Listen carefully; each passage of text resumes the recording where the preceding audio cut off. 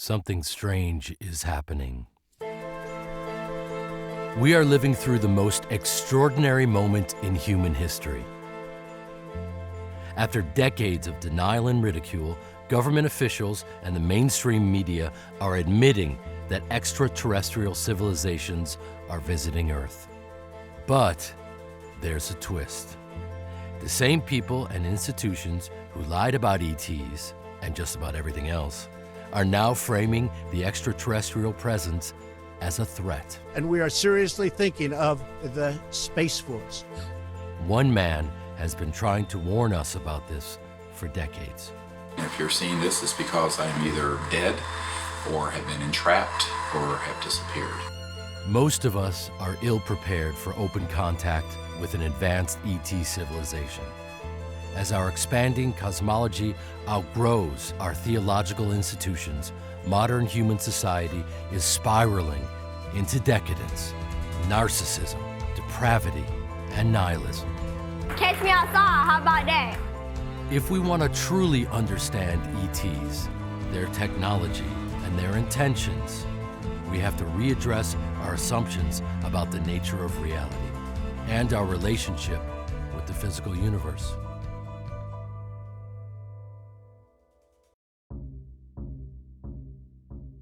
On the surface, UFOs are real, there are these machines zipping through the sky. But one of the things I've always said is, well, that's interesting, and it's cool, and it's great to see them. But what's really interesting are the people on board those spacecraft. They're intelligent, they're conscious, they're here, they're interested. Why are they here otherwise? But no one has made the question, how do we develop that relationship with the occupants of the UFOs? That's what this is about. It's going from just sort of a materialistic view, there's a machine flying around the sky, and sort of a superficial view of it, to a deeper truth of who's on board, why are they here? What is their relationship to humanity, perhaps the origins of the human race? What are we to do to create a relationship with them, and how do we do that? What is the foundation of a relationship between humans at this stage of our evolution and civilizations that are hundreds of thousands to millions of years more developed technologically and socially and perhaps in consciousness? We have to find where that point of commonality is. I have put a briefing together for every president since Bill Clinton, and to the extent that they know anything, it doesn't mean they have control over these covert programs. The unacknowledged special access projects are run in a way that they are outside the purview and control of the president or the Congress. And for that reason, our elected representatives are unlikely to resolve this problem.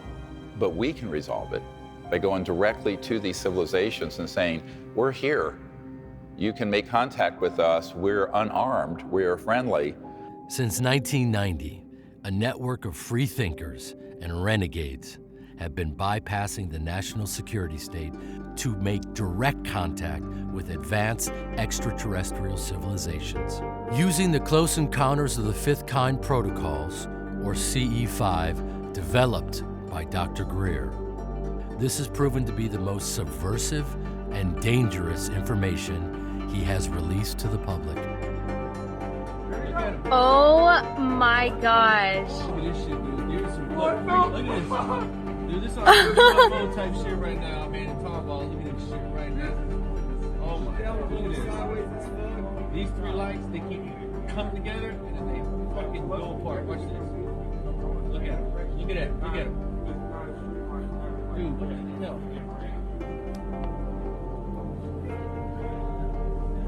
There goes one. Now back to two lights. Oop, there it goes. Boom. Close Encounters of the First Kind consists of visual sightings of an unidentified flying object. Close Encounters of the Second Kind, some physical trace is present, like impressions in the ground or scorched vegetation. Close Encounters of the Third Kind, the occupants or pilots of an ET craft are witnessed. Close Encounters of the Fourth Kind, a human is brought on board an ET craft. Close Encounters of the Fifth Kind, proactive human-initiated communication with extraterrestrial beings. Most of the phenomena presented in this film were photographed or recorded during a CE5 contact event. For thousands of people, contact has begun. This is their story.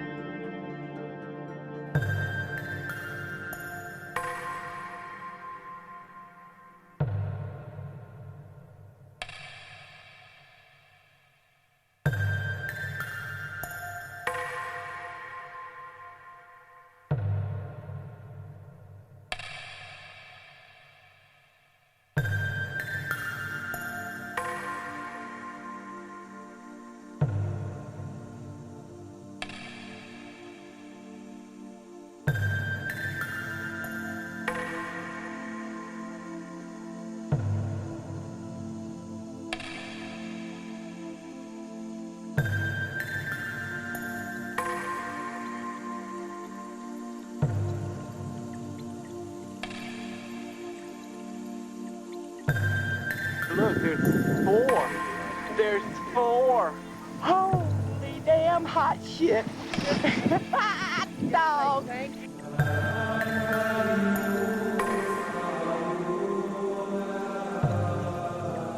Come on, buddy, don't go away.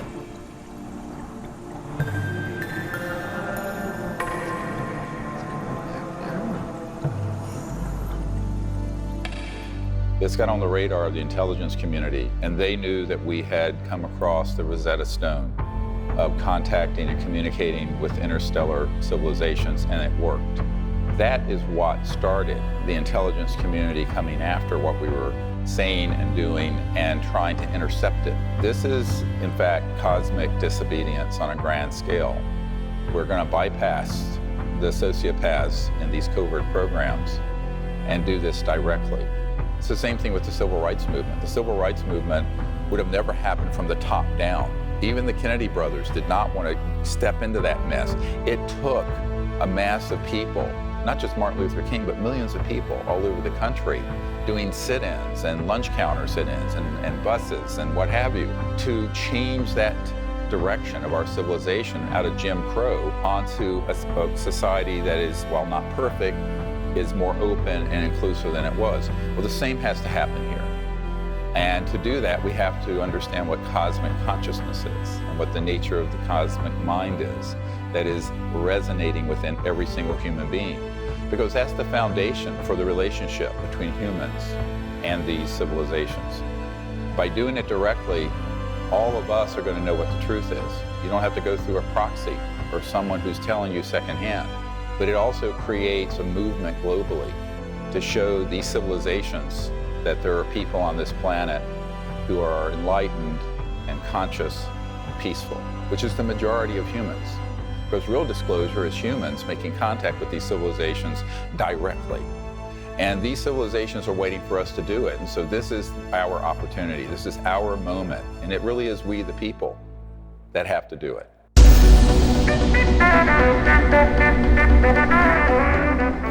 Well, for decades, only crackpots and crazy people believed in UFOs. That's what I thought anyway.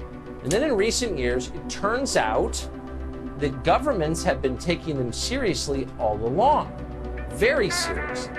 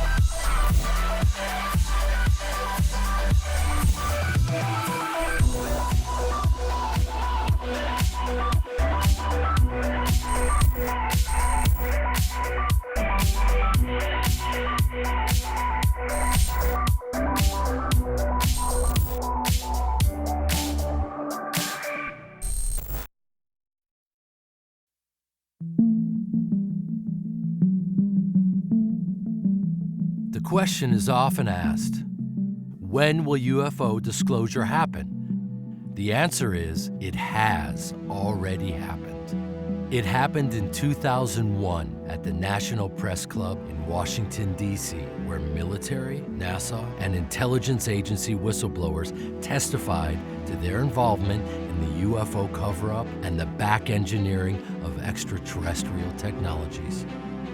It happened again in 2017 with the release of the film Unacknowledged, in anticipation of which the CIA and the FBI published millions of UFO documents on their websites. Despite all this, nothing has really changed. Life goes on as before, except there is a new narrative unfolding in the mainstream media, one that is designed to subvert true disclosure and extinguish the opportunity for transformation available to us through these revelations. Earlier this week, the New York Times and Politico revealed the existence of a secret government program to investigate UFO sightings. It was especially focused on encounters by members of the military, like this one experienced by a U.S. Navy pilot off the coast of California. There's a whole fleet of them. Look on the ASA. My gosh. They're all going against the wind. The wind's 120 knots from the west. Look at that thing. It's rotating.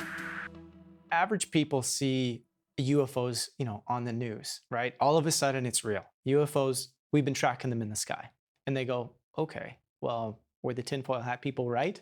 It took a long time for the mainstream media finally admit that, yeah, they are in fact real.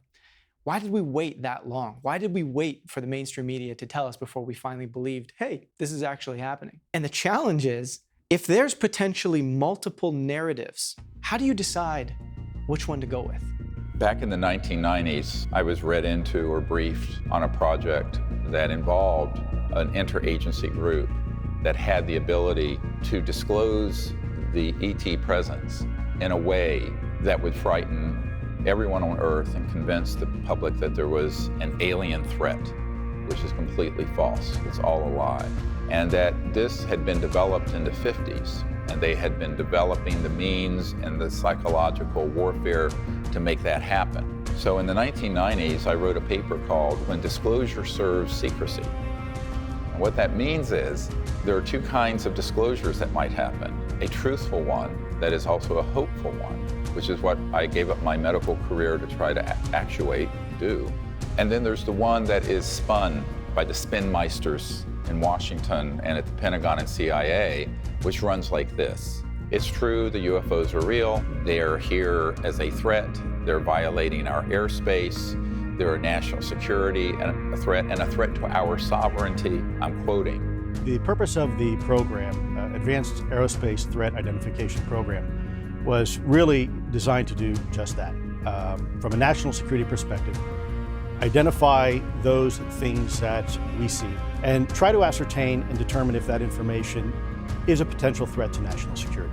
And we knew this was going to happen because I had met with people who were in these classified projects, who were on interagency committees that had everything set to roll this out, and they were just waiting for the right time. The Soviet Union has ended.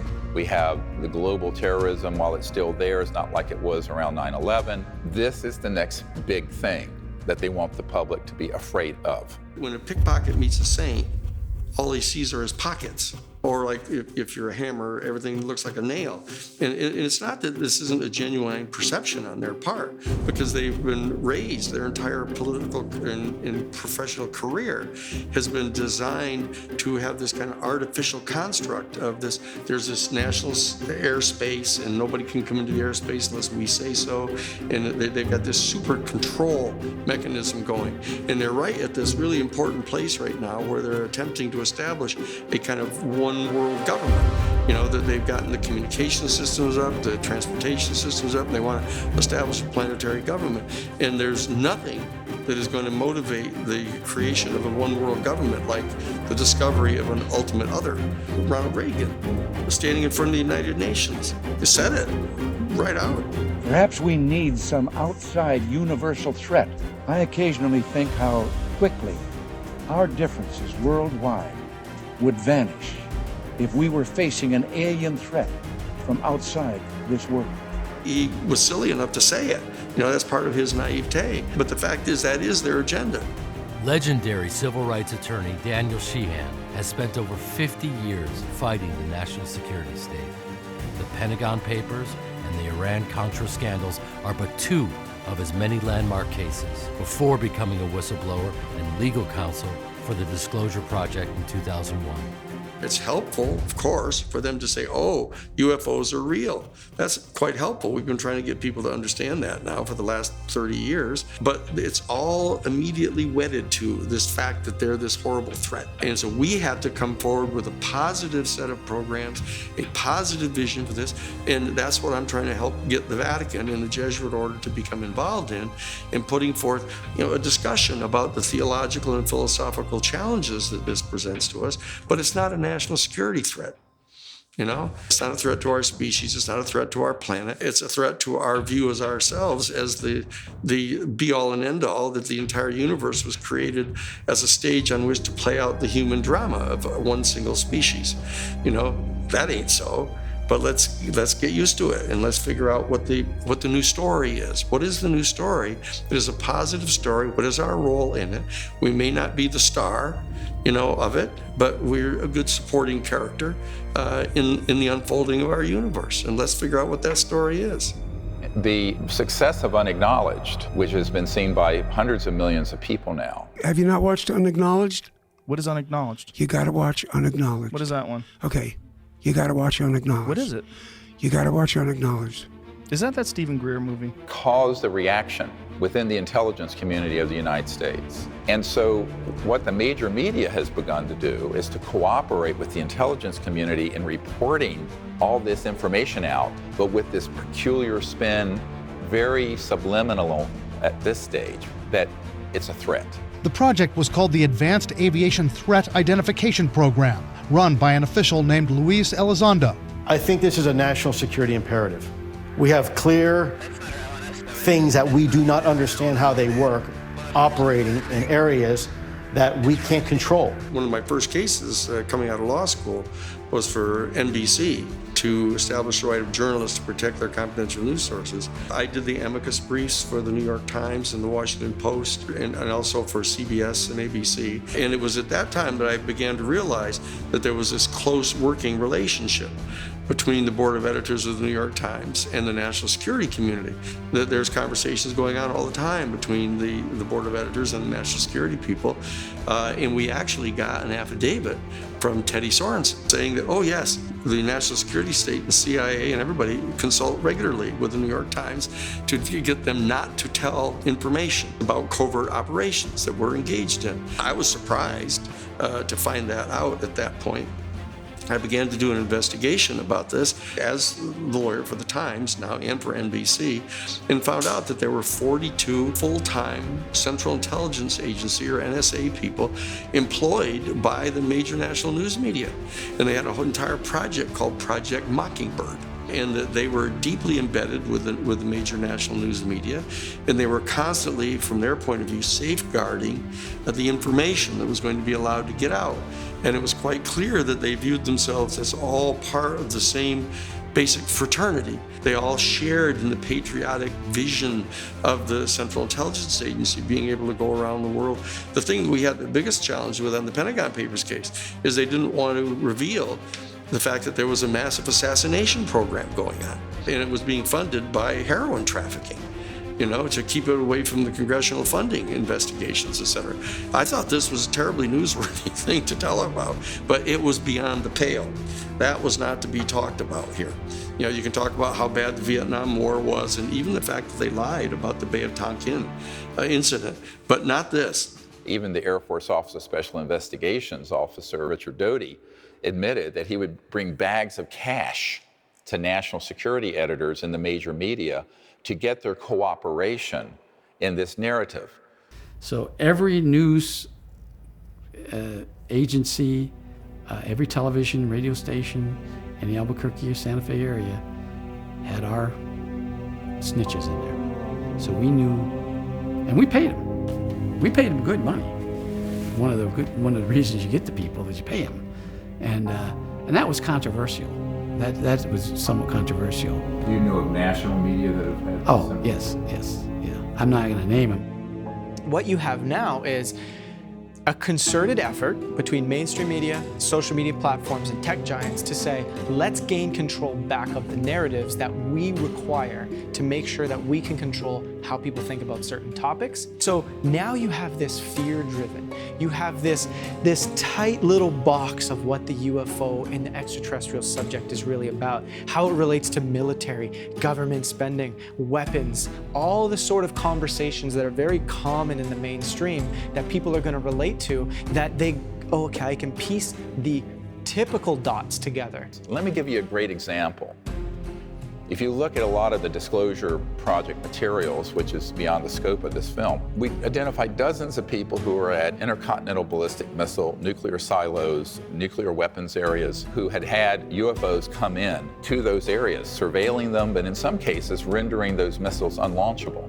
Now, most of the men that were in those silos have said to me personally, they felt that these ETs were saying, please don't blow up this beautiful planet. But if you do, if you go to mutual assured destruction, the full launch of nuclear weapons globally, we can intercept a lot of them so that you don't go to a full extinction level event. They felt that it was actually a very hopeful thing that happened. Meanwhile, people came along, took the same data, the same cases, and spun it into a national security threat. One set of facts, two narratives, diametrically opposed, opposite. When I got involved in the issue of the UFO issue and the ET issue, starting in 1977 with President Carter, I realized that the work that I was doing was characterized by the national security state as a target for counterintelligence activities. When I see this thing happening with this To the Stars Academy, where they suddenly appear on the front page of the New York Times, and the CNN all of a sudden wants to talk with them, and they're on MSNBC and all this kind of stuff, I immediately kind of realized, wait a second, this is part of what I've been worried about coming out, because they were constantly spinning this story, that this is a threat. My name is Tom DeLong. A lot of people know me from my band Blink-182. I started that band when I was 16. Through a series of meetings, I was soon connected to a large group of U.S. government officials from the CIA, the Department of Defense, and Lockheed Martin Skunk Works. These guys were the ones involved in the secretive U.S. government programs that dealt with these subjects. What's happening is the To the Stars Academy people, we're all, Jim Simi Van, who's there, the chief of covert operations, domestic for CIA, which in and of itself is totally against the law. The National Security Act of 1947 completely, clearly, and unequivocally prohibits any kind of covert operation stateside. But here, that's who he is. And there he is there, and you got the guys from the DIA and the Defense Department and Hal Puthoff and stuff, and they're all there. And what they're doing is they're putting this intense spin. Every single thing they talk about all has this kind of gestalt to it, that this is a threat. And it very well could be a threat. It's a threat to our national security. It's a threat to our airspace. It's a threat to our sovereignty. It's what it is. It's a threat to our dominion over our own planet. And of course, they think that's their job. Our job is to assert full spectrum dominance over the entire planet. We actually have the documents from the 1992 United States Defense Department Policy Planning Guidance document, where they said that right at the end of right at the dissolution of the Soviet Union, said, oh, we've got to not cut back on our military spending. We have to increase it so we can establish full spectrum dominance over the planet. And so you know what their agenda is, the national security state. It's not for the defense of our sovereignty. The danger of this, of course, is that this is exactly what all fascistic demagogues do to an innocent target, whether it be Jews in Germany or African Americans in this country. They will create sort of a boogeyman effect to try to get people mobilized against it. You one ugly motherfucker.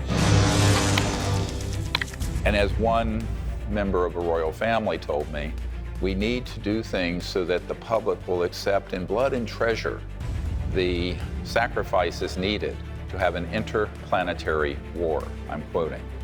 Bombshell CIA documents, previously published by the Disclosure Project, reveal a decades-long psychological warfare campaign to cultivate a culture of fear towards extraterrestrials. And it's interesting that Hollywood and the clandestine services are both spend most of their time convincing people that something that's not true is in fact true. I think probably Hollywood is full of CIA agents, and we just don't know it. And I wouldn't be surprised at all to discover that this was extremely common.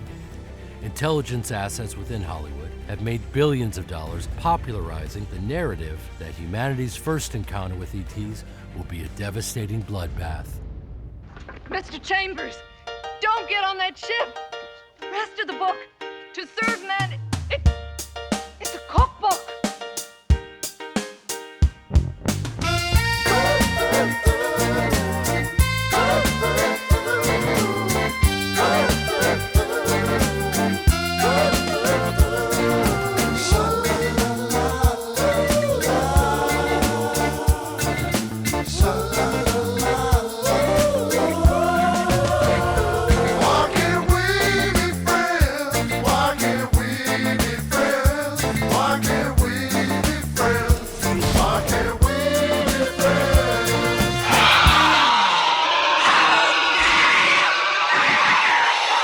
Let's go out into space and look at our planet over the last 100 years.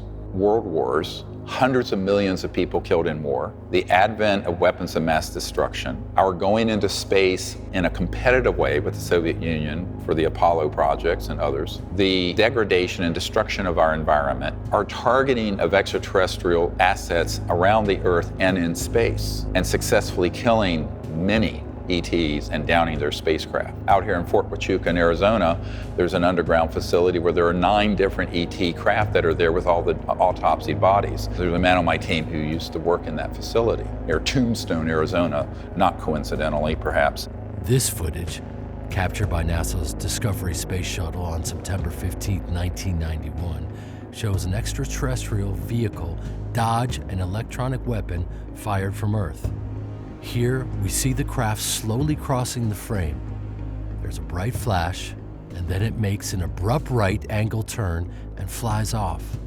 Moments after the turn, we see the shot fired across space where the craft had just been.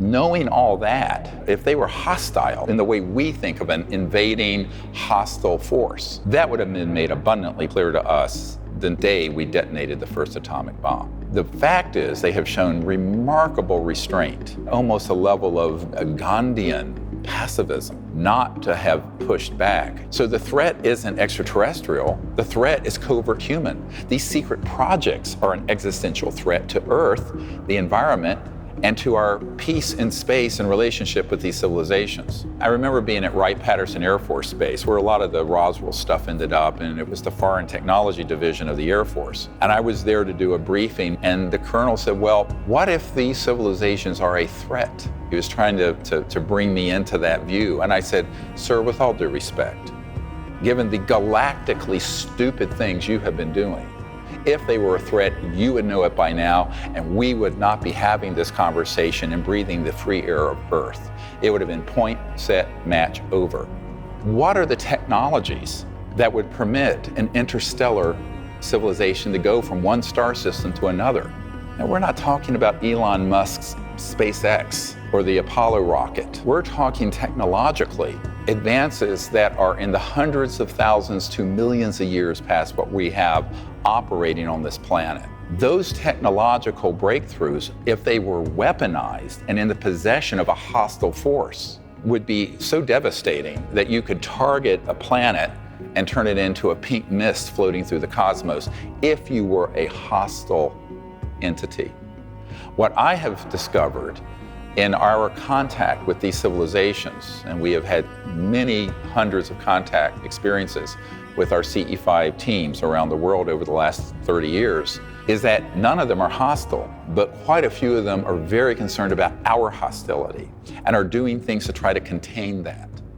But our destiny beyond the Earth is not only a matter of national identity, but a matter of national security. It is not enough to merely have an American presence in space. We must have American dominance in space. They want to project out into the stars their dominion. Our job is to get people to understand that that is not what our mission is as a human species. We need to lay back, participate with all other sentient life in the universe, and merit a proper position in the galactic federation, not be the big bully on the block. Counterintelligence efforts reach a new level of absurdity with the staging of host events like cattle mutilations and alien abductions. In 2017, retired Air Force intelligence officer Richard Doty made history when he admitted on camera that unacknowledged special access projects within the military do indeed stage alien abductions to lay the psychological foundation for an interplanetary conflict sometime in the near future. We did do that, yes. OSI did that. There was a special group out of the 7602nd Air Intel Wing at Fort Belvoir that came out and did that. They had these people that had maybe some sort of defects, anatomical defects that were brought in to fool people into thinking they're aliens. Yeah. I can't give you any specifics because the program is still classified, and they probably still doing it. I wouldn't doubt it. They were still doing it. This corroborates what dozens of other insiders have disclosed to Dr. Greer, but they're too afraid to testify on camera. Colonel, you're about to find out who your alien really is. General Stahl! Some years ago, I had a meeting with the Crown Prince of Liechtenstein, Hans Adam von Liechtenstein. He had reached out to me through some of his contacts. He said, look, Dr. Greer, we have to meet, but we can't talk about this on the phone. Your efforts to effect disclosure are noble, but they will not be able to be permitted, and not for the reasons you think. I said, well, this is interesting. Finally, we got together in New York City in July of 1994. He said to me, in 1989, a group of us were trying to do disclosure, and it involved Gorbachev, President Bush Sr., himself, and the UN Secretary General Pérez de Cuéllar. And in the course of us putting together the high-level planning meetings to do this, Pérez de Cuéllar, the UN Secretary General, was abducted out of his limousine in Manhattan. He was told by the aliens that if they did not cease and desist from their plans to disclose this information, that every world leader involved, including the President of the United States, would be abducted. This blew up like an atomic bomb in the Bush White House, and it did not go forward. I said, okay, well, tell me more. He says, well, we've concluded that we have to prepare the public for an interplanetary war. And in doing so, we can then also force the return of Christ. And I'm quoting. And I just listened. He didn't know that I knew that the means for that abduction for Pérez de Cuéllar were run by a counterintelligence unit out of the national security state that had the technologies to simulate an alien craft and aliens run completely by military assets, and that there was a deeper part of these unacknowledged special access projects that were zooming even people like Bush Sr., who was on the committee but had lost control of some of these renegade factions. This is a very complicated story. Pérez de Cuéllar being abducted caused him to stop that process. It manipulated these leaders into going onto a war footing. And he confessed to me that the reason he was funding the work of the abduction groups was because they wanted to put information out to the public that would scare the public so that people would make the sacrifice in blood and treasure to have an interplanetary war. Now, this is 25 years ago. It was not a happy meeting for me. If there's any one thing that is going to mobilize people to allow the national security state to establish full spectrum dominance over our planet, it is this. The beings themselves, interestingly enough and very importantly, aren't putting out their own story.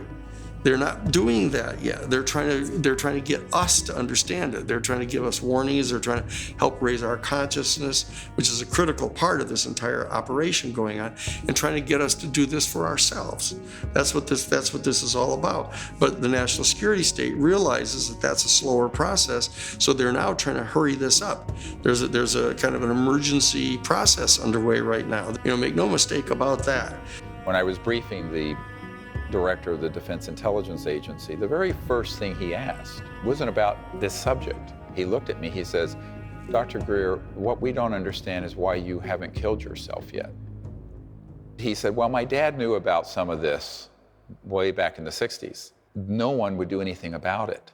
So he took his revolver and ate his gun and blew his head off. Now this is a 3-star general telling me this story in the first 10 minutes we're together. I said, "Well, I'm sorry that happened to you, but I understand where your dad was coming from." Because it's sort of this,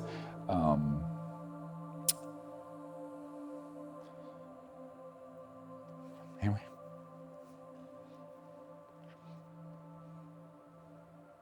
Oh, take a breath.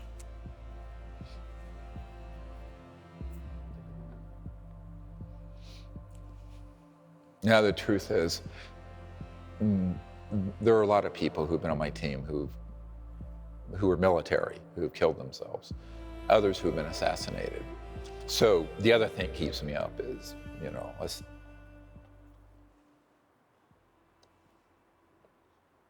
survivor guilt.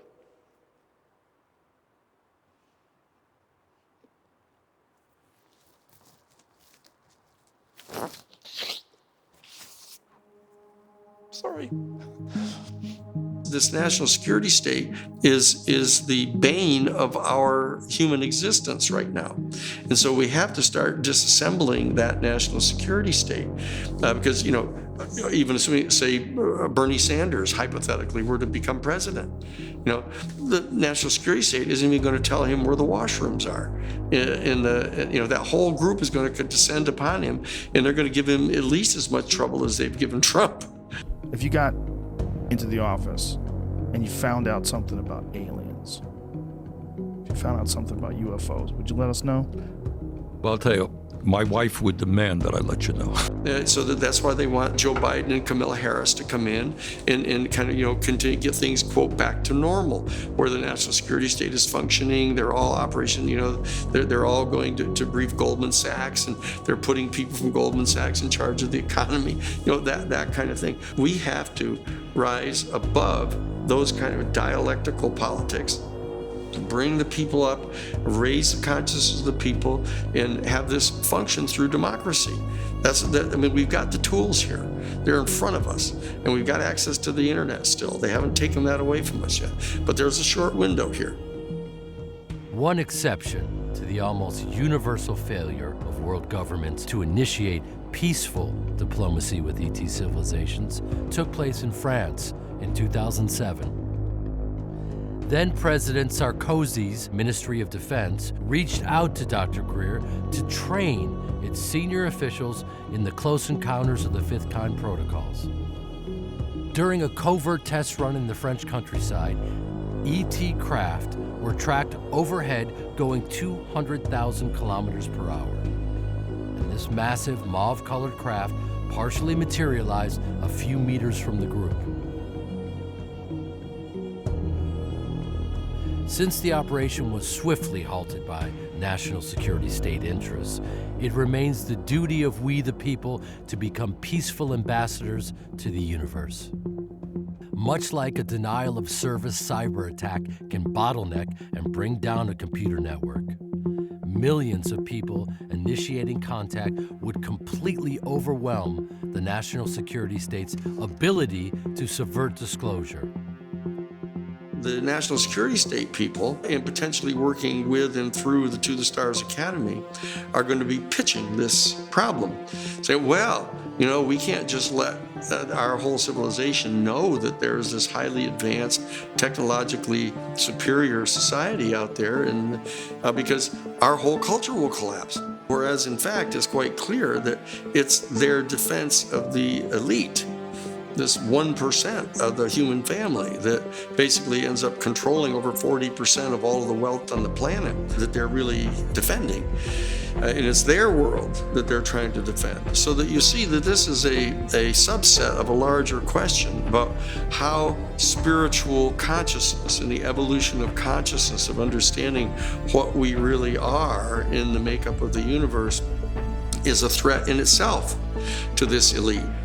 because that is the dissolving away of these kind of differences among ourselves, and this coming into a full ownership of our proper place in the universe puts these people out of business as the ruling elite. And so that the raising of consciousness of our human family is so closely related to the opening onto the extraterrestrial experience that both of them together are viewed as a threat by the elite. What they're afraid of is that this is such an accelerator.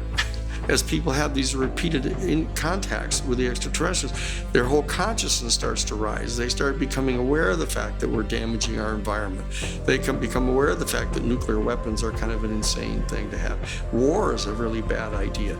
This is a spiritual experience. It's a spiritual stimulation that's coming. If you take someone from Italy and someone from Japan, very different cultures, very different people, personalities, backgrounds, emotional temperament. Now, extrapolate that out across the cosmos. Think of the vast differences there are going to be. How do we make any sense of that if we aren't anchored into something deeper? And that point of commonality has been folded within each of us. And that is, we are awake, conscious beings. They are awake, we are awake. That faculty of being aware of awareness, the consciousness, not what you're conscious of, but the means to be awake. That is a singularity. And once we're anchored into that state of consciousness, the unitive state, then there aren't any aliens. There are just other people who are a little different from us. This is the point where we can make contact most easily.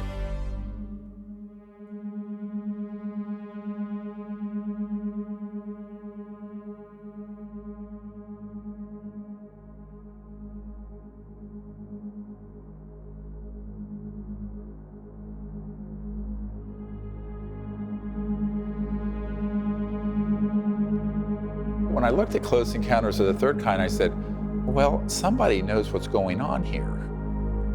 Because it had a lot to do with the telepathy, the sort of dreams people had that led them to the Devil's Tower in Wyoming, all this. And I then found out that Spielberg had actually had a man, J. Allen Hynek, who was the head of Project Blue Book for the Air Force, who was the chief consultant who opened up files for him so he could make that movie almost like a docudrama.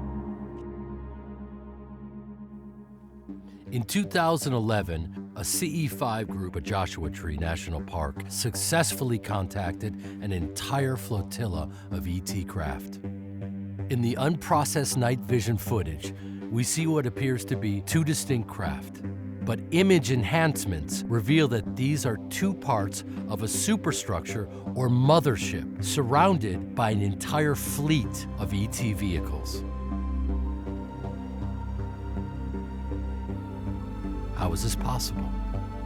It is not possible to simply crowbar extraterrestrials into our traditional, relatively primitive view of reality. In order to make sense of things, and indeed, in order to make contact, we have to pause and readdress our assumptions about the very nature of reality. This is an essential reflection which reveals that the mystery of extraterrestrials is but a signpost that points to a far more profound and intimate secret, one with the power to transform us and the cosmos forever. One day I went to my mailbox and I got out a little flyer and it said, we're inviting you to a meeting with Ben Rich, the chairman and CEO of Lockheed Skunk Works, former UCLA alumni. He'll be speaking to the engineering alumni group about his time at the Skunk Works. So as he was finishing his talk after about 45 minutes, his last slide was a black disc zipping off in outer space. And he ended the talk by saying, we now have the technology to take ET home. And the whole room burst out laughing. We said, did he just say that? And as he was walking away, I followed him and I said, Ben. He turned around and looked at me and I said, Ben, I'm really fascinated with what you had to say today. And I said, I would really love to know how we would do that. What would we use to get to the stars? He looked at me, trying to figure out who I was, I think. And he said, well, let me ask you a question. How does ESP work? And I was really taken back because frankly, I was asking a question. I wasn't expecting to get a question back. So the first thing that popped in my mind was all points in space and time are connected. So I fired that answer back to him. I don't know, all points in space and time are connected. He said, that's how it works. He turned around and he walked away. This astonishing admission from a top military-industrial complex insider proves to be much more than a simple analogy. The physics of UFOs, how they travel and communicate through interstellar distances, how they generate power, how they're manufactured, is beyond the grasp of unclassified mainstream science. Instead, a model of reality that accounts for ESP is the only model in which we can begin to comprehend ET technology. If you're traveling beyond the speed of light, I call it the crossing point of light. It's like this beyond the sound barrier. Well, there's something beyond the light barrier. And you're going from, say, the Andromeda galaxy. That's 2.5 million light years away. So at the speed of light, it would take 2.5 million years for them to get here. The speed of light's too slow. You cannot go from point A to B through the cosmos through a linear system of transportation. Moreover, you cannot communicate through those distances with something at the speed of light, which is what your cell phone and all these radio frequency electromagnetic communication devices we use now on Earth are using. Any civilization that is here, that is interstellar, by definition, is transdimensional.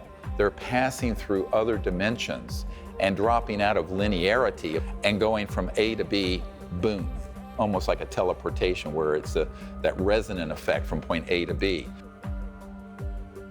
Any communications systems that these ETs have are also going at the speed of not light, but of thought, a quanta of thought. We think of consciousness and thought as this sort of amorphous, irrelevant, interesting, but mystical thing. But the central operating system and communication system for all interstellar civilizations is consciousness and thought, and technologies that interface with them. God, prana, chi, magic, consciousness. Every culture throughout history has had a word to describe this intangible energy that connects everyone and everything. Decades of laboratory studies show that our minds have a mysterious ordering effect on quantum-level phenomena. Despite overwhelming scientific evidence, most people would still be shocked to learn that certain scientists have known that the force is real for a very long time. One of the people that I met in the course of doing this work was astronaut Edgar Mitchell, who was the sixth man to walk on the moon. We have sightings of all sorts. There seems to have been a great deal of secrecy surrounding the so-called UFO event. He had an experience in space, an expanded state of consciousness that led him to form the Institute of Noetic Sciences to study the science of consciousness. I also brought him to the briefing I did in 1997 with the head of intelligence for the Joint Chiefs of Staff, Admiral Tom Wilson. The data on that has since leaked out. Edgar Mitchell realized there was this connection between space and these extraterrestrial life forms and the science of consciousness that was very integral to the study. Most of the people that I have met with in senior science, NASA, aerospace, and intelligence community figures know that the key missing ingredient out of most people's understanding of the whole UFO phenomenon is the science of consciousness. The ETs are trying to encourage people to understand higher consciousness and universal mind, to be able to have a relationship with them that's going forward into the future.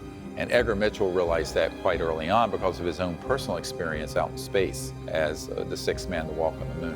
What's the nature of the universe we live in? What is our relationship to the larger reality?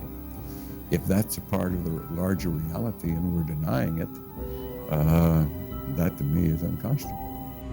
I theorize that there is a spectrum of consciousness available to human beings. At one end is material consciousness. At the other end is what we call field consciousness, where a person is at one with the universe, perceiving the universe. Just by looking at our planet on the way back, I saw or felt a field consciousness state. Dr. Edgar Mitchell. We've thought for a long time that the closer we could look at the operations of cells in our body and our brains, the closer we come to finding the location of consciousness. And while there's been fantastic work at mapping neural connections and understanding more and more about the brain and memory, what we find is that we still don't know where consciousness is. Adam Michael Curry is an inventor and entrepreneur whose groundbreaking work as a teenager caught the eye of Princeton's Dean of Engineering, Dr. Robert John.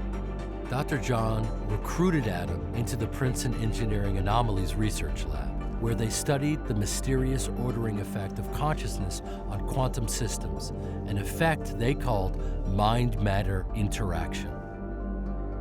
Now, a non-localized picture is the picture of consciousness on which we're converging now, which is to say that consciousness does not seem to be strictly produced by the brain. It involves the brain, but there's something much deeper going on here. Consciousness may not be localized to our bodies, but may be a fundamental feature of the physical world in which we live. The universe looks less like a big machine than a big thought. Dr. Dean Radin, Chief Scientist, Institute of Noetic Sciences. Consciousness, this faculty of being sentient, awake, is not limited to our brainwaves or our bodies, but in fact transcends the limits of space-time. It's an unbounded field of awareness.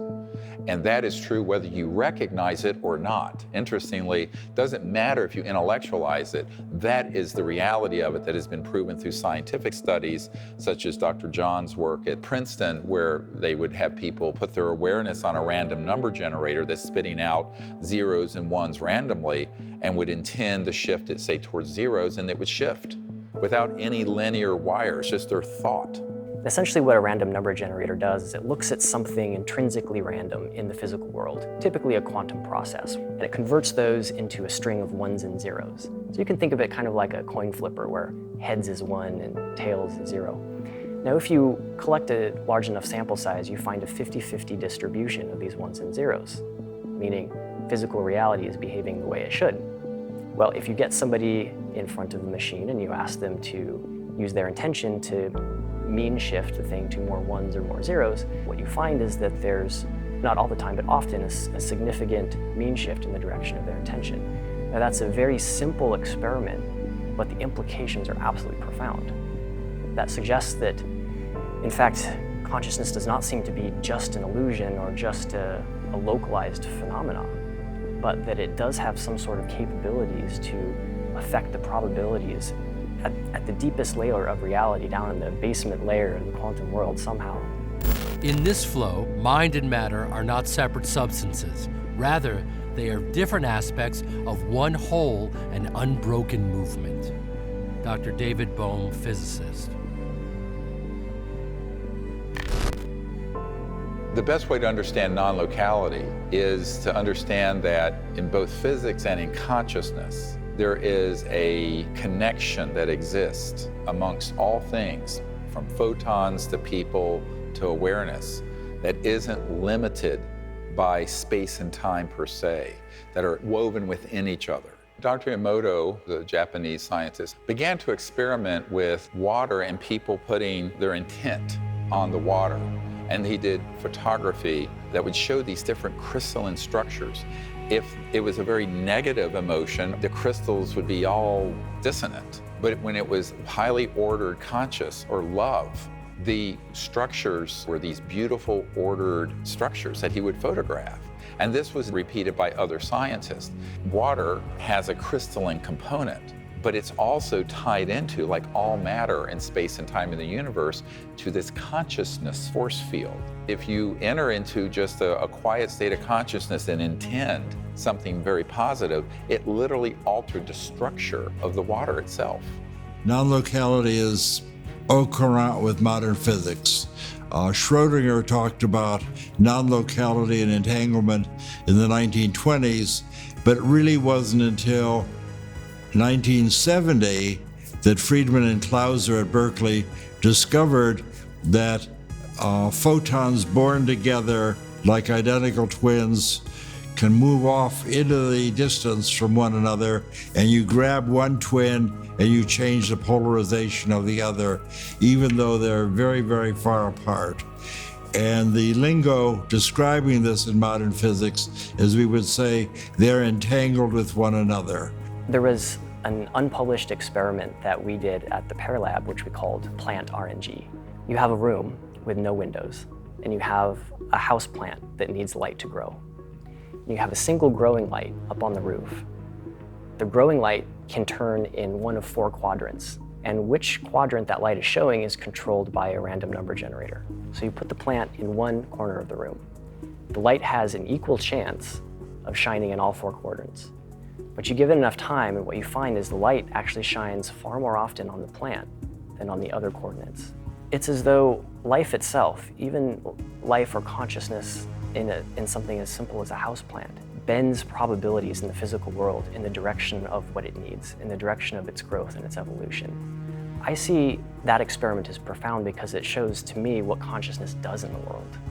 How could ESP work? Does ESP violate any physics?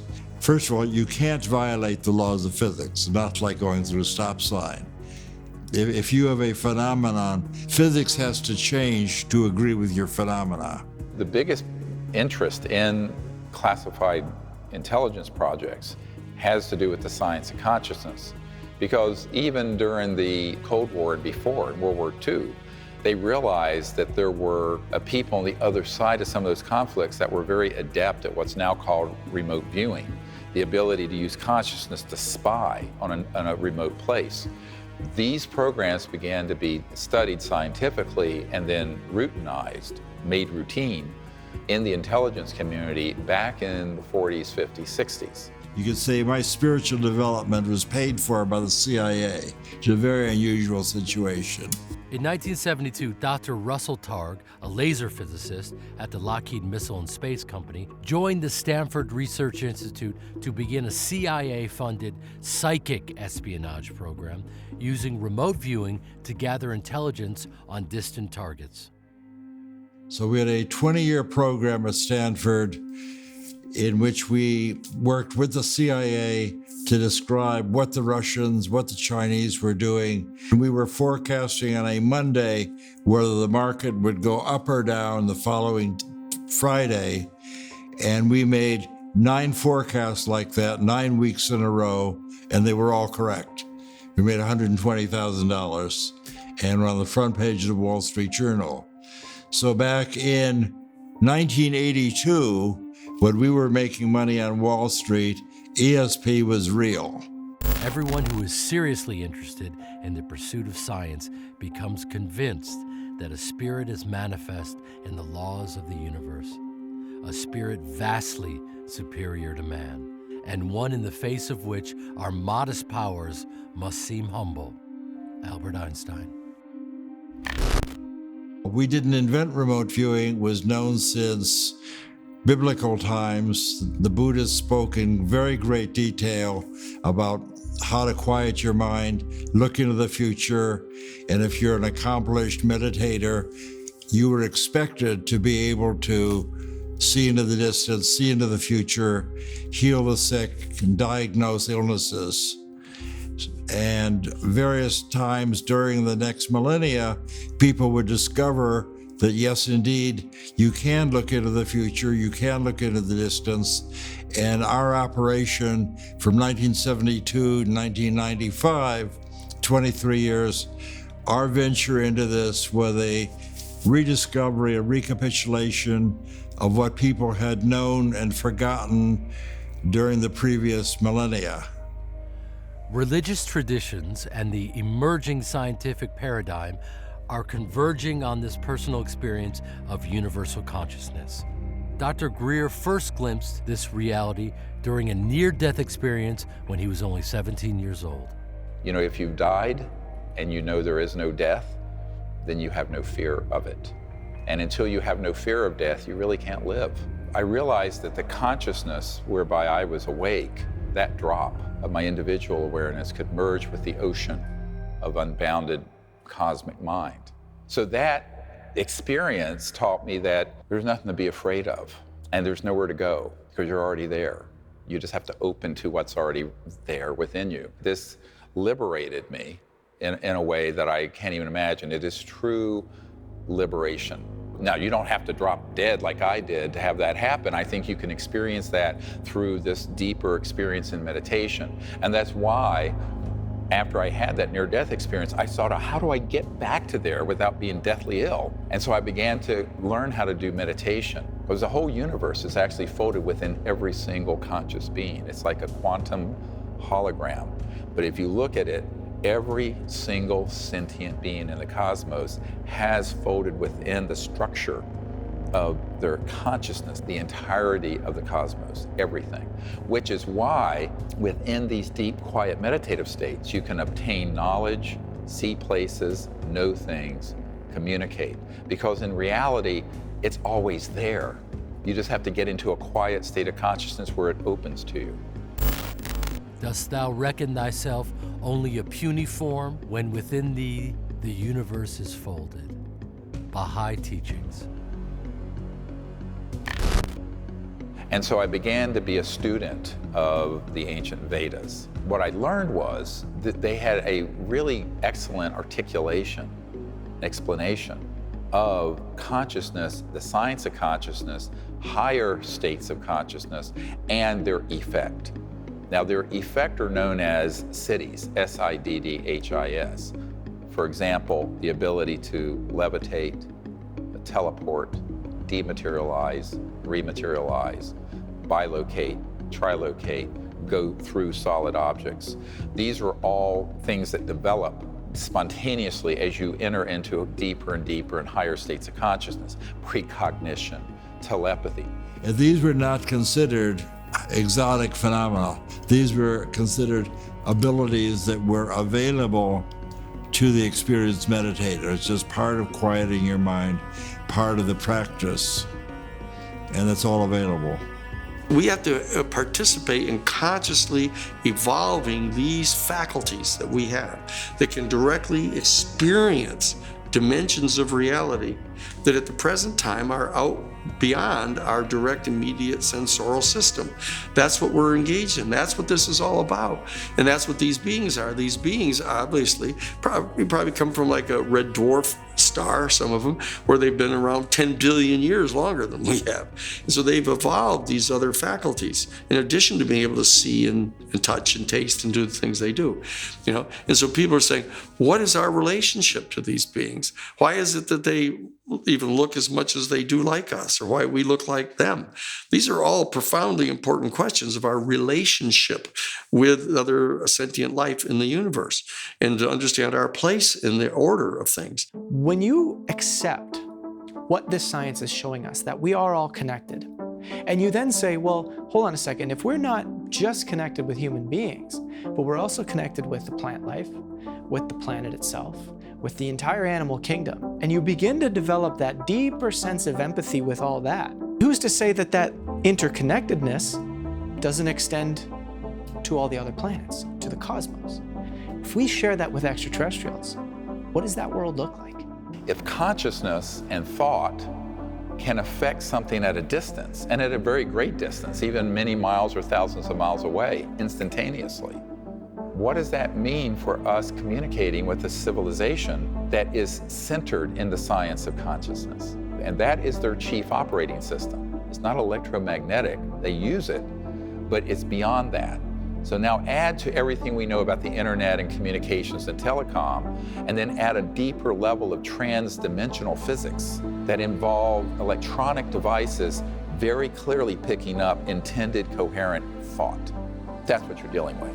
It's like Dr. John's random number generator experiment on a cosmic scale, but at a level of perfection where there's precision with the thought that you project to it, its reception, and then its activity. Interstellar civilizations are using consciousness-assisting technologies and technologies that assist their own consciousness, both, in all their travel and communication systems. The central operating system for any interstellar competent civilization is the science of consciousness and all the physics that go with that. We can see an early example of consciousness technology in the Mind Lamp, developed by Celeron. This prototype integrates a random number generator into a color-changing light, think of a color, and the lamp turns that color.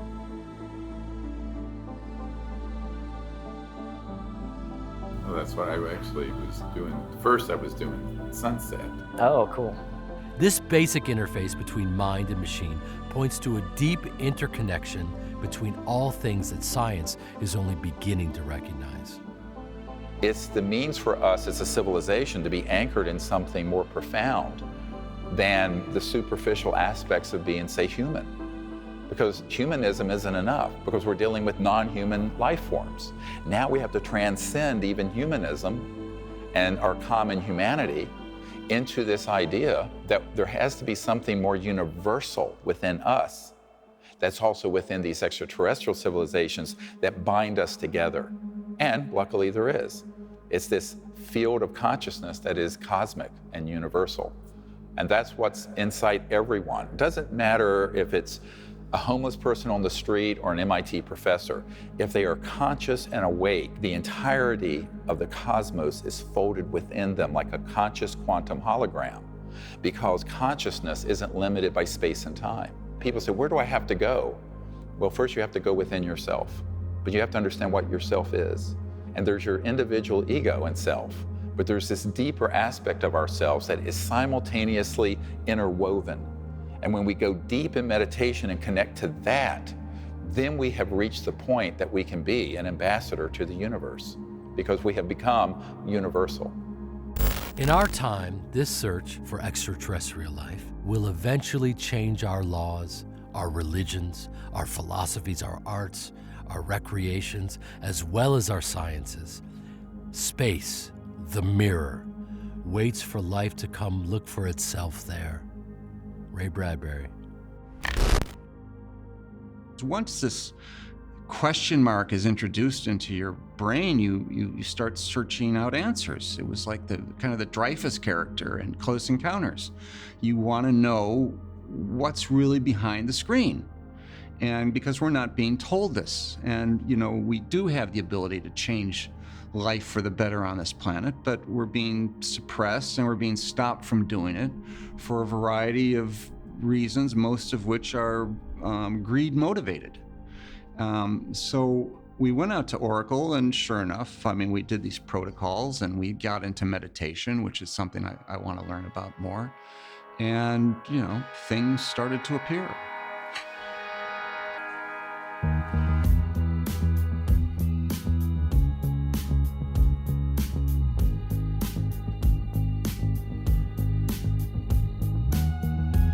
Wow. Oh, no. Oh, and it's fading out. Yeah, it just went away. It just faded out.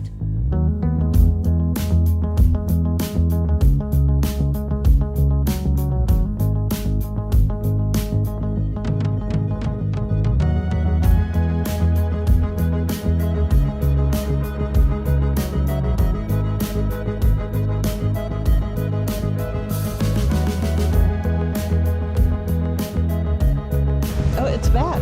It's back. Yeah. Right here. It just went out again.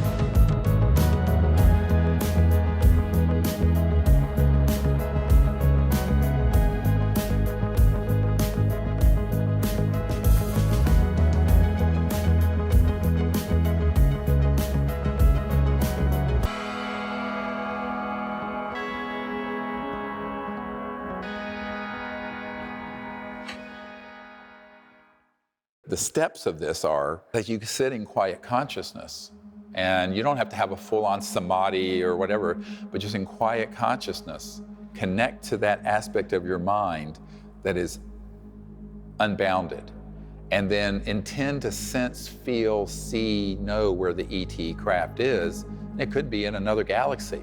Connect to those beings, politely invite them to come and visit you, and then you connect to their communication systems and their consciousness, which are integrated, and you show them where you are. So you kind of zoom in. It's almost like a vectoring, a zooming in from wherever they are to where you are. Let's say if you're in North Carolina, you're coming into Earth, you're coming into North America, the East Coast, the mountains, the Blue Ridge, zoom, down to a few square meters. around where you are, where you clearly show them where you are. And you do this in a coherent thought sequence that is continuous. I got it. Oh my gosh. Oh. It's very easy to do once you practice it for a while. The key thing is to first take about half an hour to meditate, go into quiet mind, then sense where they are, and then invite them. Well, people say, well, you're calling them. I say, well, no, it's not like that. You're actually making contact and consciousness and thought before they arrive in their craft or transdimensionally around you. And when the ETs approach us most profoundly is when everyone in the team is in a coherent state of consciousness and are clearly doing this with the intent. This cohesion with the group, this meditation being part of making contact, which I had no idea. Even though I'm looking at your YouTube videos, that component didn't resonate.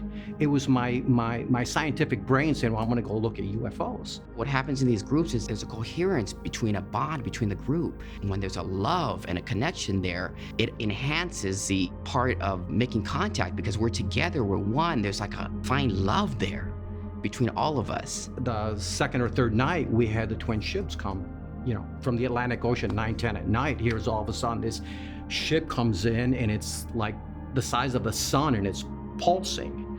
And Dr. Greer, you signal it with your laser and then a second one manifests and they're both pulsing. At that point, my hair is standing up. I have the chills. I'm going, this is amazing. I'm like, it's to actually witness something firsthand as opposed to seeing it in television or see photographs. It's mind-blowing. For me, it was so profound. I couldn't sleep that night. I was just amazed, but the amazement was that not that I saw it, and actually I needed that because I have that mindset, but the feeling you got. I got this incredible feeling. You have these two ships, and then I can't explain it. It's just an emotional state. I was so taken by it. Once you see something, you can't unsee it. It sort of shattered my small view of the world, and I became aware. Learning the protocols and making this kind of contact has really helped me move up a notch spiritually. I really feel that it's helped me to really see the oneness in all things. When you're sitting under a blanket of stars, you're really part of it. I mean, it's you feel you're a little drop in that huge ocean. Sorry, it's emotional. You have to experience it, but I wish for everybody to have that opportunity. Mind is a wave of the ocean of being.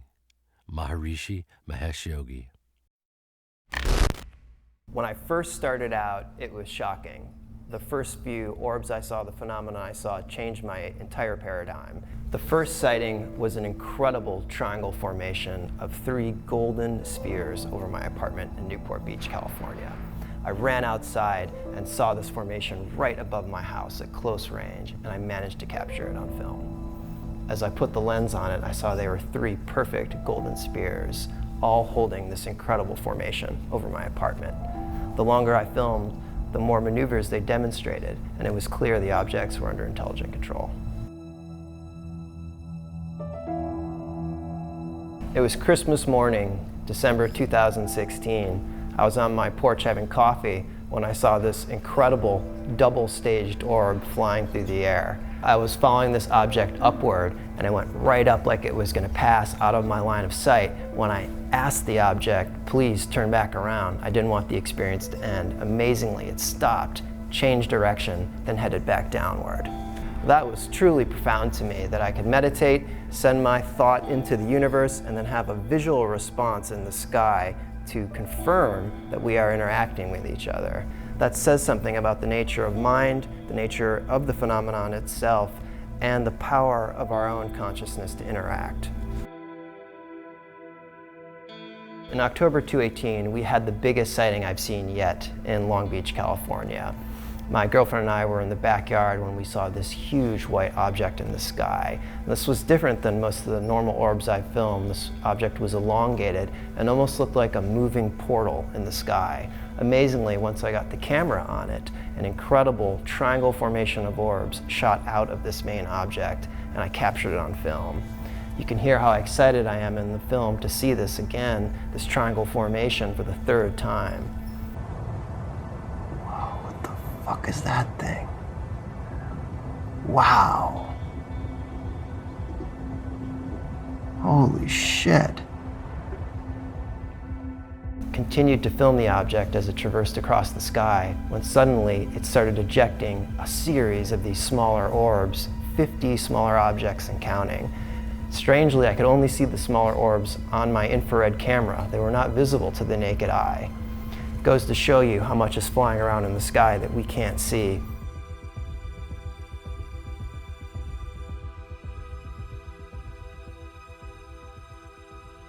About 6 months after I had the near-death experience and I began learning meditation, I was sitting up on a mountain up in North Carolina, and right before sunset, I looked over towards the southwest and I saw a beautiful silver disc, seamless, Close Encounter of the First Kind. It looked exactly like the ET craft I'd seen when I was 8 or 9, when I was a child in North Carolina, which actually ignited my interest in all of this. So I said, oh, well, they're back. I didn't think much more about it. So I sat to meditate, and I went into this very deep meditation. By the time I came out of the meditation, it was very pitch dark, and there was the whole Milky Way galaxy was above my head, and a thought was sent into me that was very clear. It wasn't my random thought or hallucination at all. And it said, behold what a beautiful universe God has made. And with that, I went right into the state of consciousness that I was in the near-death experience, except now I'm awake and standing on the mountain. And at that instant, I became aware that there was sort of a glow, an energy field right below the peak and through the forest. I thought it was a deer standing on its hind legs, and it had these beautiful deer-like eyes. And I went, what is that doing here? You know, and I realized it wasn't a deer, and it actually appeared and then dematerialized, came over and touched me on the right shoulder. But I could sense its energy field was still there. It was phasing in and out of 3D and the near dimension of astral energy. And when it touched my right shoulder, I could actually see my ski jacket indent. And all my hair stood on end. It was like this electromagnetic pulse. And I had long hair, and it was sort of ding. At that instant, I vanished off the mountaintop onto the ship. And then we were, bang, almost instantly out in space.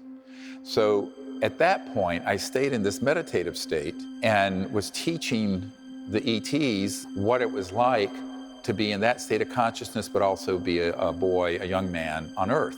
They were very interested in this. And then we kind of merged together in our meditation, and I created with them this protocol for making contact with them. 2 years later, Dr. Greer attempted to recreate the experience during a meditation teacher training course in the French Alps, resulting in the first mass witness CE5. What we experienced in France was really life-changing for me. It was the summer of 1975, and that was the year we both turned 20. When we were in teacher training, it was very intensive. We were meditating, doing yoga, listening to endless tapes of Maharishi.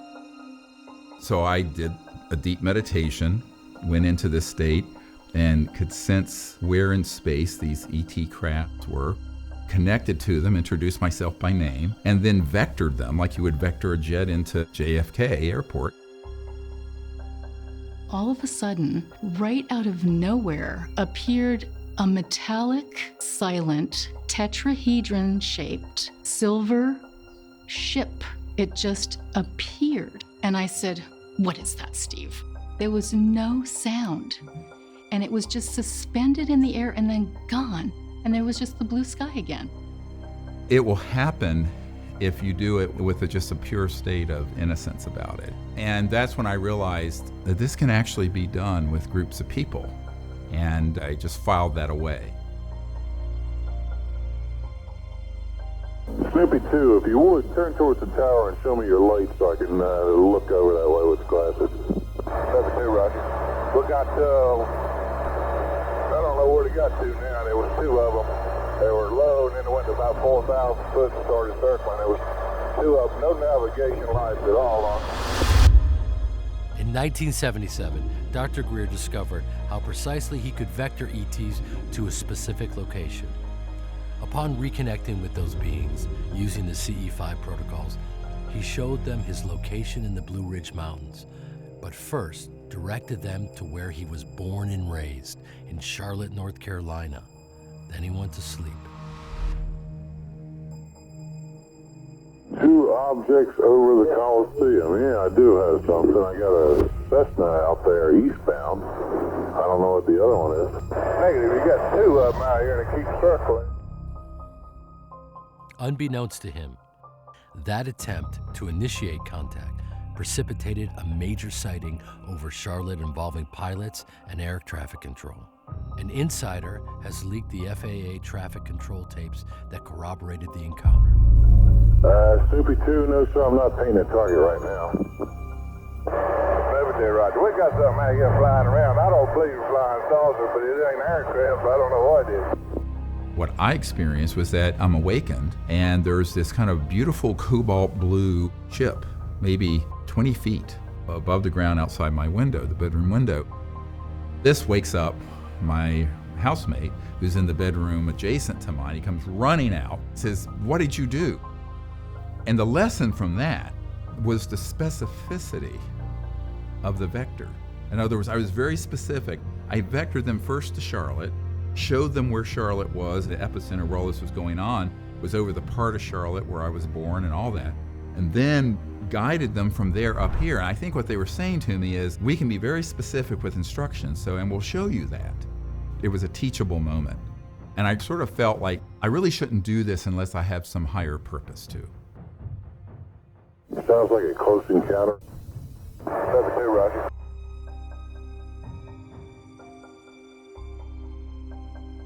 In 1990, he formed the Center for the Study of Extraterrestrial Intelligence to disseminate the CE5 protocols and establish peaceful and sustainable relations with ET life forms. 2 years later, Dr. Greer and his team went up to Woodborough Hill in Wiltshire, England. There, they visualized and thought a geometric pattern symbolizing the trilogy of components that make up the CE5 protocols: thought, light, and sound. Immediately, this crop circle appeared in the field nearby.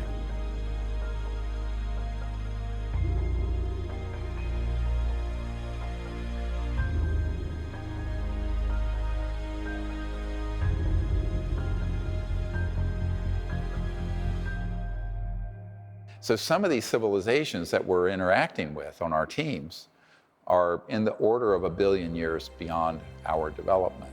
And all those beings in that civilization are in a state of unity consciousness that is so enlightened that they could be confused with, say, an angel or something, but they're not. They're not from, they're ETs with star systems and planets and bodies, but their level of consciousness would be at the level of, say, the highest spiritual realm.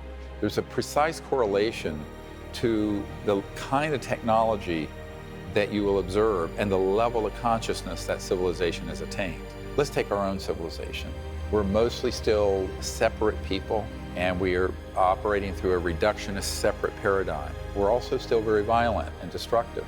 So let's look at our technologies. Oil, we're burning something and destroying the air. Nuclear power, we're splitting and tearing apart an atom to create heat, to turn a turbine, to create electricity. Coal, we're digging stuff up and destroying mountains and then burning this stuff in a fiery furnace. It's all very destructive. And so our technologies are a corollary to our inner state of consciousness. In 1964, Soviet astronomer Nikolai Kardashev proposed a hypothetical scale of measuring a civilization's level of technological advancement based on the amount of energy they're able to utilize. A level 1 civilization, also called a planetary civilization, can use and store all the energy available on its planet. At that point, their main focus becomes the development of higher states of consciousness. Because they have all the technologies to meet everyone's needs. There's no shortage. Their economic system is non-economic in the sense that there is an infinite abundance for everyone because of these technologies that can materialize things out of the substrate of space-time, the elementals of space-time. So at that point, a civilization becomes really focused on the development of higher states of consciousness. And as they evolve in consciousness, their technologies evolve with them. They will begin to then unfurl the mysteries of consciousness and these cities I mentioned earlier in the Vedas, but those get applied technologically, which include levitation, teleportation, dematerialization, bilocation, where the same object can be instantly resonantly created and be in two places at once. We've had this happen on our team. As water by cooling and condensation becomes ice, so thought by condensation assumes physical form. Everything in the universe is thought in material form. Paramahansa Yogananda.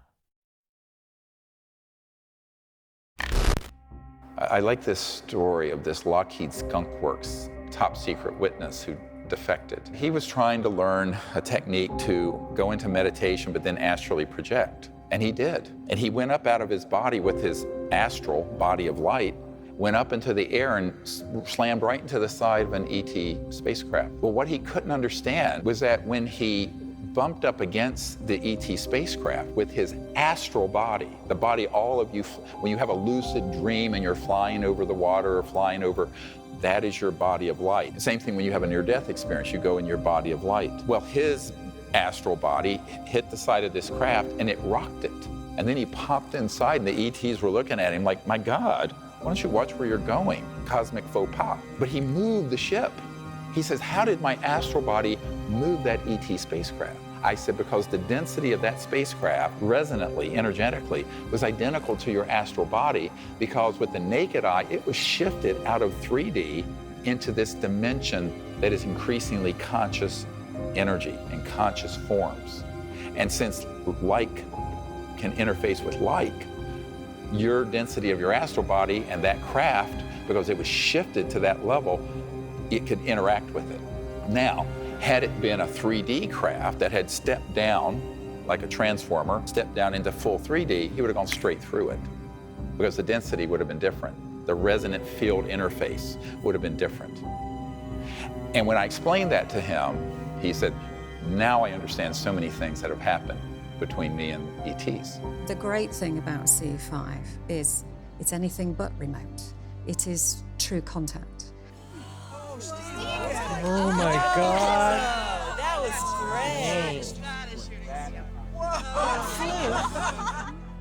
During a CE5 expedition at Mount Shasta, Dr. Greer and his team were in contact with an interstellar object and its occupants in the field in front of them. Suddenly, this light ship lifted off from the ground and turned left, phasing in and out of 3D spacetime before vanishing in clear skies. This was visible to the naked eye for everyone present. You know, Dr. Greer says our first interest is an academic interest, and in my case, that was how I got into this. But very quickly after that, it changes to a heart, mind, and soul connection that is really a very powerful driving force in your life. And it's important to go from the academic interest to the experience level. And that's what happens very quickly. You make this transition to an experience of this new lifestyle, this new understanding of our place in the universe. We wanted to take action because it's important to not only learn about this academically, but then to take action on it. It was very empowering for me because I felt like they helped to let us know that we are on the right path and then we have the power to make a change.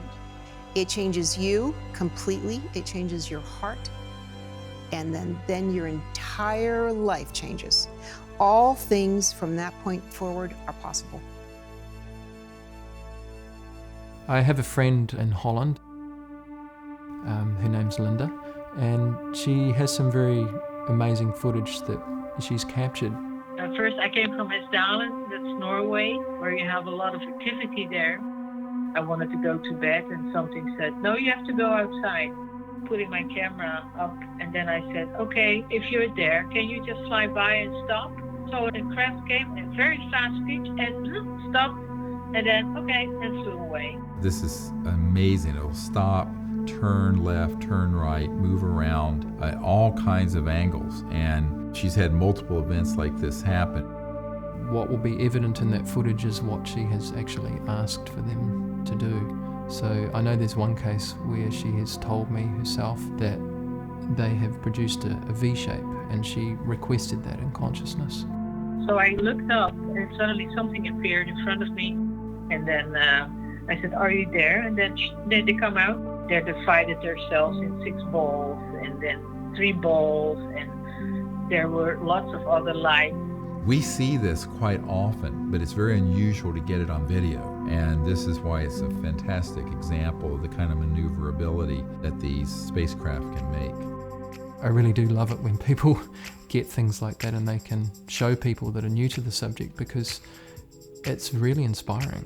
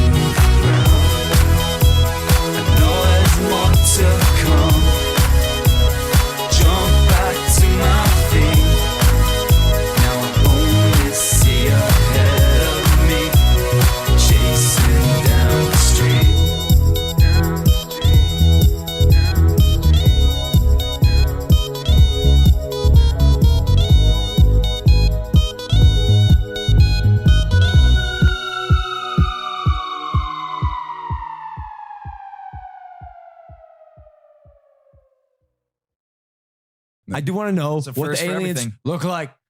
All right. Well, the one, for example, that healed this man's hearing, who is in our circle, sort of very triangular head, about 5.5 feet tall. The photograph of it is beautiful, but the experience that this man had was more beautiful. Had a great experience at Oracle and ended up having a healing experience. We did these protocols and we got into meditation and things started to appear. And we're photographing it and we're seeing it and we're watching it and we're looking around and everyone's mouths are wide open. A lot of times these craft, they pop in and out so fast that to try and capture them on a telephoto lens is next to impossible. While in deep meditation, they heard a being walking behind them, phasing in and out of 3D spacetime. Marconi adjusted his camera to shoot in the direction that Dr. Greer pointed. All of a sudden, a teardrop-shaped, trans-dimensional object materialized between Ed Mohn and a medical student, which was witnessed by most of the circle. We reviewed my photos from that particular time, and there on the hillside, standing behind a man named Ed Mohn, was this being that everyone's like, whoa, what is this? This being has a very triangular face and has been seen on a number of our expeditions, and they are known as master healers. Ed he wore hearing aids in both ears and he couldn't hear, half the things people were saying to him. Had hearing loss, from high school. I would avoid parties and social settings where lots of people would gather together because it was uncomfortable not to be able to hear. Got to my room and I felt this draw to go back out there. So I got up and walked out and I saw this red light out in the middle of the desert about 300 feet away or so. I connected with it right away. I could feel it. I knew that it was aware of me and that it was indeed the thing that was calling me. So I invited it to come and hang out. At one point, Daniel heard me talking to this red orb, and he couldn't believe it either. He went and got his camera and took a short video clip of this red orb. He said that for the next 45 minutes he had a communication with them, and at the end of the conversation he said, "Do you think you can do something about my hearing?" Got some sleep, and when I woke up, I went out to breakfast with some of the people in the group. I had hearing aids, and they weren't with me at breakfast, and it was a very emotional event for me to discover that I could hear everything everyone was saying at the table, and not only at my table, but at tables away from me. And I haven't worn my hearing aids since. I had a hard time finding them to bring them here. They do a very good job, but not as good as the ETs did. It's changed my life, you know, it really has. And that's the part that gets me. I didn't know this happened to him until I saw him the next day on the hammock. And he was just relating the story, and he was crying like a baby. And just to watch the emotion coming out of him was very moving, and he's had perfect hearing since then. My takeaway from the event and from my experience with the ETs is that they've been in my life a long time. I just didn't know it. It's such a beautiful world waiting for us. It's useful for us to think about our own experience over the last couple hundred years. You go back 200 and some years and show Thomas Jefferson a modern smartphone. To anyone of that period, it would look like something that was magic. Any sufficiently advanced technology is indistinguishable from magic. Arthur C. Clarke. We're dealing with civilizations where almost every aspect of how they appear in our time-space would look like magic to us. And in the CIA, this is actually called WSFM. Sounds like a radio station. It stands for Weird Science and Frickin' Magic. A spacecraft can be completely 3D like you see a solid aircraft. It can be partially in this dimension, but shifted mostly into another dimension. So I liken this to like when you're turning a dial on an old AM radio and you can move it across and you suddenly pick up Chicago and New York at the same time. They're bleeding together, dimensional bleeding. And so often these ET craft will be partially in this dimension, but mostly out. And all that we will detect in this dimension might be an electronic signature, orb, or an object that appears and flashes in and out, a scintillation of light that then vanishes, or an object that comes in where it looks almost like a hologram of an ET being that will be standing amongst us, but it's an electronically teleported version of that conscious being. I love this one. His name is Bijou. It's pronounced Bijou. He's an interstellar being from Andromeda, and he has a very bright looking nose because there was an orb here that teleported him onto the site. With the naked eye, the only thing that was seen was this sphere that came up right beside my shoulder. What was amazing is there was a light kind of illuminating this being. He was just floating in sort of this energetic space, and it looked like he was waving at me. He's sort of doing this, floating. He's in the air maybe 5 feet up. When I asked him where he was from, he said it was from Andromeda galaxy. Sometimes I have to pinch myself and make sure, you know, I do a little self-check to make sure I'm just really seeing something or it's not my imagination, but that was a huge confirmation that, you know, we are really onto something with what we're doing, that we are really making contact. The ETs are participants in the whole story and this whole unfoldment. So it's really amazing that you're communicating with someone from, you know, an entirely different world, and you know, it's mind-boggling, really. Now this is beautiful. We were on the beach and this appears right on the sand in front of me. And you can see the eyes very faintly. It's barely in this dimension. It's very crystalline. It's pitch black on this beach. This being highly intelligent, an extraterrestrial civilization at the level of the celestial. So it visualized humanity evolving to the point that everyone on Earth were in cosmic consciousness and enlightenment. That's what we're talking about. 500,000 to 1 billion years ahead of us. Get a load of this. We're in a deep meditation I'm leading. We're in cosmic consciousness. This is a Peruvian doctor, medical doctor. I call it the cosmic spermatozoa. It looks, and it comes in and it wraps around her and she begins to have the Kundalini and an enlightenment experience like she's never had. And of course, this happens a lot on these expeditions, but we got it on photograph. Isn't that cool? I love this one. It's just off the edge of the hill and you see people turning to look. And it was this object that materialized into this dimension and lit up and then dematerialized. What I saw in my remote view was a very large craft filled with ETs from different civilizations that were joining us in the meditation. Because that's what they're interested in. They're interested if you have a pure heart, a clear intent, and you're wanting to join them in universal peace. That's it. They don't care about your degrees, they don't care about. This is what the Prince of Liechtenstein said.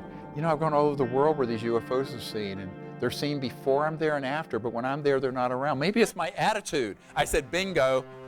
Every experience that was described, no matter how unbelievable in Dr. Rear's books or the manuals, we've experienced them ourselves. And someone snapped a photo with their iPad, beams of energy with arrowheads on them coming out of members' third eye and the heart center. When we look closer at the photo here, there was a silhouette and they were standing, before we had broken the circle, they were standing under the hands of people as we had held hands there. So you could see a bald being with a long robe, about 4 feet tall. So that was an amazing shot. What I began to understand is that there's this whole spectrum of phenomena that involves 3D matter, light, sounds that emerge, tonality, electromagnetic interface. For example, we have electronic devices we'll have out, like a radar detector, magnetometers that pick up the magnetic field shift.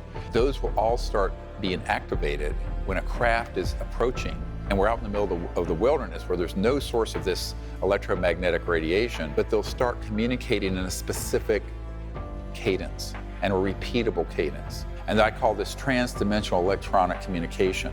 And they will actually take over the circuitry of these electronic devices we have out in the desert and begin to do a specific communication. Now you have to decode it, but it's reproducible. And their different civilizations will have a different pattern.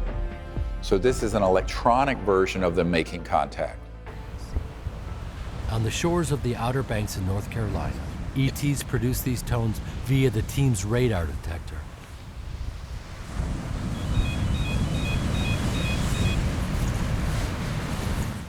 An enormous golden object appeared, illuminating the ocean. Yes. Another object appeared and made a 180-degree turn, a maneuver that no satellite can make, then dematerialized in clear skies. What comes up in the context of CE5 is something's happening. What is it? How's it going to affect me? Is it and all the drama comes up. The Independence Day images, the drama that's all through YouTube, all of the programming that is out there comes up because we're saturated in it. What I would suggest to people if they are experiencing fear or if they feel apprehensive about doing it, make sure you do it in a group. Make sure you set up the parameters of unity, of peace. This is a frequency that is far out of the spectrum of fear. So there's an incompatibility there in a scientific perspective. If you think about resonant waves, the energy, the gratitude, love, joy, peace, all of that, this is a frequency that you establish first through whichever practice appeals to you, and then extend your connection from there. Researchers have discovered that remote viewing and meditation are most effective when the participant enters a state called heart-mind coherence. The human heart contains 40,000 neurons that can sense, feel, learn, and remember. You can bring your mind and heart into this coherent state and have more access to intuitive knowing by consciously focusing on positive emotions during your meditation. These beings they respond to our thought. They respond to our thought, so they will not be invasive. And if you're feeling like you want to continue whatever contact experience that is happening, but there may be a bit of residual fear that you're trying to work through, tell them. Say, look, I'd love to carry on doing this, but I feel a bit scared right now. Can you help me with that, you know? And they will. And that's the other evidence. I know they're not hostile. We've been all over the world, thousands of hours with thousands of people, have had all manner of contact at a distance, intimately, beings, ET beings appearing in our rooms, all kinds of things. No one has ever been harmed. No one has ever been harmed at all. This isn't an official document on the FBI website, sort of hidden in plain sight. But it really confirms everything that we're explaining, but also the experience we've had. And this isn't from 1947, so this is 72 years old. He goes through and describes that they are peaceful people, they traverse these dimensions, that they have these abilities in consciousness. He even relates to some of the Vedic terms of the kind of capabilities witnessed from these beings. All matter originates and exists only by virtue of a force which brings the particles of the atom to vibration. I must assume behind this force the existence of a conscious and intelligent mind. This mind is the matrix of all matter. Max Planck, founder of quantum theory. Even though what I'm doing with CE5 is what I'm most ridiculed for, it was the project that got the most respect and attention from the intelligence community because they knew it was real. They knew the science of consciousness is real. They knew that these ET civilizations utilize communication technologies that interface with thought and telepathy and consciousness. They all know this. This is an open secret in the intelligence community. We all think that power is derived from your weapon system, your financial clout, the usual materialistic paradigm. The reason that the deeper elements of the intelligence community have this intense interest in it and don't want the public to know is that, first of all, it is extremely efficient spycraft, which they don't want others to have. Secondly, they know that if people understood the power of consciousness and of mass consciousness, they would be able to completely change the direction of the planet. That is, to me, the big secret. Most people have heard of the random number generator studies through the Global Consciousness Project. A question tonight, can you actually measure the emotional outpouring in a worldwide crisis? Sometimes scientists think that they have done just that. Their machines and computers found a bizarre pattern right after several global disasters. This was an experiment in which researchers placed dozens of random number generators around the world and analyzed their data to see if they could discover anything about global or collective consciousness. On September 11th, a few hours before the first plane struck, this network of random number generators became more coherent, less random and more coherent. It may sound bizarre, but Dr. Nelson and his team have been at this for the better part of a decade. The first spike showed up in 1997 with the death of Princess Diana. Other events like the Concorde crash, the Madrid train bombing, and the Pope's funeral all registered on those random number generators. But early on the morning of September 11th, the data went off the charts. The odds of this being a coincidence is less than 1 in 100 billion. This shows there is a deep relationship between collective consciousness and the physical world. Sociology studies of meditators, where they go into a community, say you have a town of 200,000 people, and they would send in 1% of the population equivalent, 2,000 people, to go into deep meditation. And they found that emergency room visits declined, violent crimes declined, robberies, all kinds of negative behaviors declined, even though those people didn't even know they were in the city. Because there is this resonant effect through the force, if you want to look at it that way, through this entangled, interwoven consciousness field. And people who didn't even know these meditators were there became more ordered, more peaceful, more happy, etc., and so on. This was actually based on the studies done in quantum physics in which a container of helium was cooled down to absolute zero. When only 1% of the helium became aligned to coherent, the entire container went through a phase transition, instantly shifting into coherence and taking on almost magical properties, a state called superfluidity. So there was this transformation at that 1% point. When a critical mass of people, and whether it's 1% or a fraction of that, depends on the state of consciousness of those who are practicing the meditation or a prayer or coherence. But at that point, you can shift an entire civilization. If we all become coherent, just 1% of us, like a molecule of helium, and we become aligned and coherent and move in the right direction, it will transform the other 99%, even though they don't know that we're doing it. And that's the beauty and the power of the structure of non-locality in consciousness, is that it's all interwoven, but there's enormous power when you're operating at that deeper level of consciousness. And that the intelligence community is very much afraid of, because that's something, A, they cannot control, and B, it would transcend their ability to alter the outcome. The total number of minds in the universe is 1. In fact, consciousness is a singularity phasing within all beings. Dr. Erwin Schrödinger, Nobel Prize-winning physicist. I'll tell a really funny story. In '92, the head of Army intelligence and a few of his minions intercepted me and took me to a hotel room, very threatening. There was a National Security Agency person there, CIA people. They were saying, "What the hell do you think you're doing? Teaching people to bypass our systems and contact these civilizations." I said, "I don't recognize your authority over this matter." And then I looked them in the eyes and I said, "I'm not afraid of you, because I died when I was 17 and I know there is no death. I don't care about your money, and I've had direct contact with these civilizations, so you can't deceive me about who they are and why they're here." And the general just sat back like this and went, "Well, we know exactly who this son of a bitch is." And I said, "Yes, so this is what we're going to do."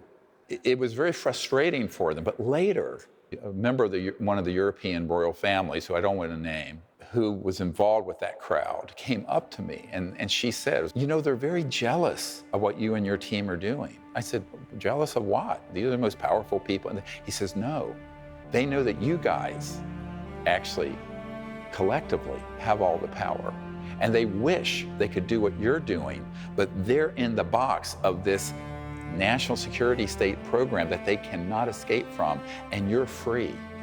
You're a free agent. You're free to do wonderful things, and they're not, and they're really jealous of what you guys are doing."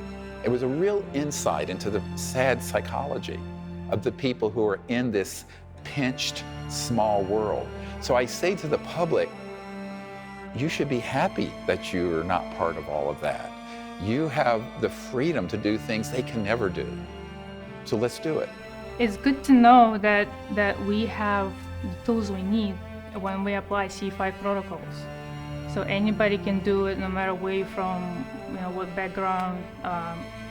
You can just learn the protocols. We have a lot of friends from around the world who never been on one of these expeditions, and they just go online and use the protocols and apply them and have wonderful experiences.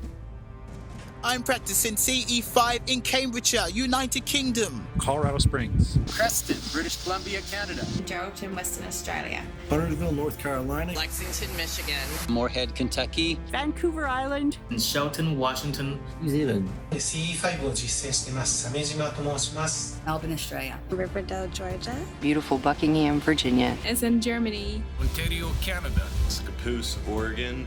Vancouver. Guadalajara. Sydney, Australia. Winchester, Virginia. In Darlington, England. Orlando, Florida. Knoxville, Tennessee. In Freistadt in Austria. Dubai, United Arab Emirates. Alexandria, Virginia. Beit Shemesh, Israel. Albuquerque, New Mexico. Japan, 江ノ島チームです。C5 やってます。Indianapolis, Indiana. England. Signet, Tasmania. We are doing a CE5 in Hong Kong and making history. People from all walks of life are becoming interstellar ambassadors and experiencing transcendent states of consciousness in union with these beings. Thousands are making contact by simply using the guided meditation in the CE5 Contact app. It's up to the children of Earth to become active participants in the unfolding of our universe and not leave it to the power elite. Once we reach a critical mass of people, a coherent and enlightened minority can transform the rest of humanity instantly. It's more about what your intent is. Do you have a pure heart, for lack of a better word? Do you have a clearness in your mind and in your heart? Can you bring your mind and heart into resonance together and invite these civilizations to connect with you in this great purpose, this great journey that we're launching on as a civilization where we are going to become interstellar? Interestingly, there was a colonel named Philip Corso, and Colonel Corso wrote a book the day after Roswell, and one of the events that wasn't known was this encounter he had with an ET at White Sands missile range, and right not far from where the first atomic bomb was dropped. And this was 1956, and an interstellar vehicle came in and it landed. So he gets in his Jeep, rushes out there, it's his young, brash colonel, and has a meeting, an encounter with this ET. At a certain point, the ET asked the colonel to switch off these radar systems that had piggybacked on them, electronic warfare systems that were knocking these spacecraft down. And the colonel leaned in and said, "What's in it for me?" And the ET looked at him and said, "A new world, if you can take it."